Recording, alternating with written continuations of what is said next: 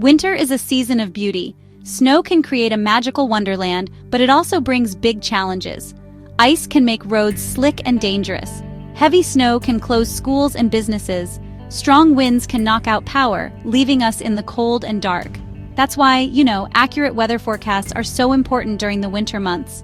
They are more than just a convenience. They are a critical tool for safety and planning.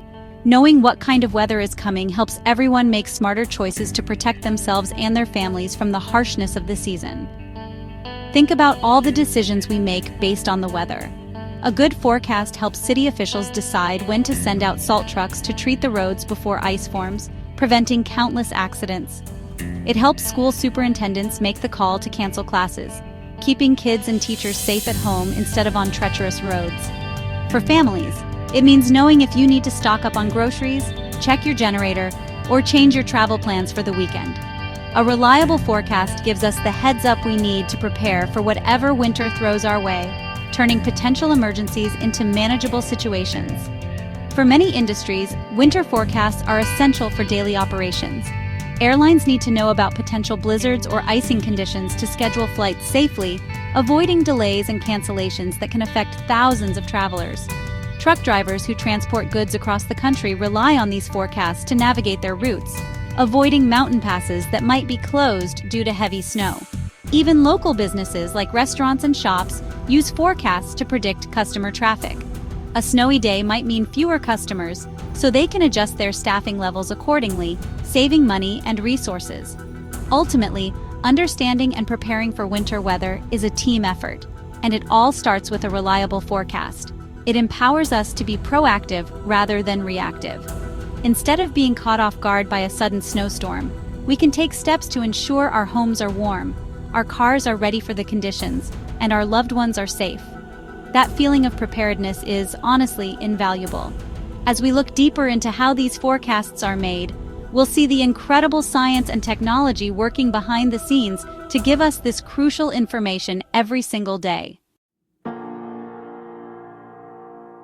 When you see me on TV pointing to a weather map, the information comes from powerful computer models. Two of the most famous and important models are the ECMWF and the GFS. They are like two different chefs trying to bake the same cake with slightly different recipes. The ECMWF stands for the European Center for Medium-Range Weather Forecasts. It's often called the Euro model. This model is run by an international organization based in Europe, and it's known around the world for its high quality and detailed predictions, especially in the medium range, which is about 3 to 10 days out. On the other side of the Atlantic, we have the GFS. This stands for the Global Forecast System. The GFS is the American model, run by the National Weather Service here in the United States. It's a true workhorse of the weather world. One of its biggest advantages is that its data is completely free and available to everyone, from national news networks to local meteorologists and even weather enthusiasts at home. This accessibility has made it incredibly popular and widely used for all sorts of forecasting, from daily temperatures to tracking major storm systems across the globe. So, what exactly do these models do?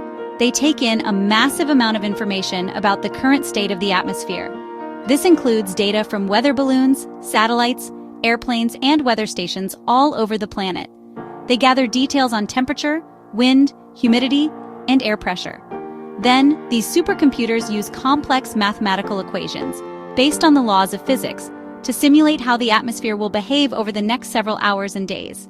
It's like a digital version of our planet's weather system, constantly running forward in time. The biggest difference between them comes from how they are built. The ECMWF and GFS use different mathematical formulas and have different ways of processing all that initial data. Think of it like two detectives looking at the same crime scene. They both see the same clues, but they might interpret them differently and come to slightly different conclusions about what will happen next. This is why meteorologists never rely on just one model.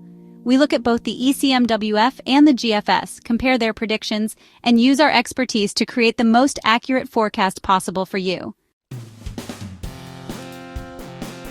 When we compare the ECMWF and the GFS, we look at a few key things: their accuracy, their resolution, how detailed they are, and how often they update. For a long time, the ECMWF has been considered the champion of accuracy, especially for forecasts looking 5 to 10 days into the future. It has a remarkable track record for correctly predicting the path and intensity of major storms, like hurricanes and big winter nor'easters. This is partly because the European model has a very sophisticated way of using all the available weather data to get the best possible picture of what's happening right now. Resolution is another area where the models differ. Resolution is like the number of pixels in a photo. More pixels mean a clearer, more detailed image. The ECMWF has a very high resolution, which means it can see smaller-scale weather features. This is incredibly useful in winter for predicting things like lake-effect snow bands or the exact line between rain, sleet, and snow. A higher resolution allows the model to better account for the influence of local geography, like mountains or large bodies of water, which can have a huge impact on who gets the most snow in a storm. However, the GFS has a major advantage when it comes to speed and frequency. The GFS model is run 4 times every day, giving meteorologists a fresh set of predictions every 6 hours. This frequent updating is very helpful for tracking fast-changing weather conditions. The ECMWF, by contrast, traditionally runs its main high-resolution forecast only twice a day. So, if a storm is developing quickly, the GFS can provide more recent guidance. The United States has also been working hard to upgrade the GFS, and its accuracy has improved a lot in recent years, making the competition much closer. When it comes to specific types of winter weather, each model has its strengths. The ECMWF often does a better job predicting subtle temperature changes, which can determine if you get a foot of snow or just a cold rain. On the other hand, the GFS sometimes has a better handle on forecasting extreme events. It can sometimes be the first to signal the potential for a major blizzard or a record-breaking cold snap far out in the future. This is why we meteorologists look at both. The ECMWF gives us a detailed, reliable picture, while the GFS gives us frequent updates and early warnings of a storm's potential. So how does all this weather nerd talk help you get through the winter? It all comes down to making better decisions. When you hear a meteorologist say, "The models are in agreement," that's a sign of high confidence in the forecast. If both the ECMWF and GFS are predicting a major snowstorm for your area in 5 days, that's a good time to start preparing. You can make sure your snowblower is working, buy some extra salt for the driveway, and plan to get your grocery shopping done before the storm hits. This agreement between the models gives you a reliable heads up. But what if the models disagree? This is where it gets interesting. Let's say the GFS shows a blockbuster snowstorm, while the ECMWF shows the storm moving out to sea. This tells us there is a lot of uncertainty in the forecast. It doesn't mean you should ignore the threat. Instead, you should prepare for the worst and hope for the best. This is a signal to pay close attention to the forecast over the next few days. It might be a good idea to have a backup plan for travel and to keep an eye on school closing announcements, just in case the more extreme GFS model turns out to be right. You can use this knowledge to become a smarter weather consumer.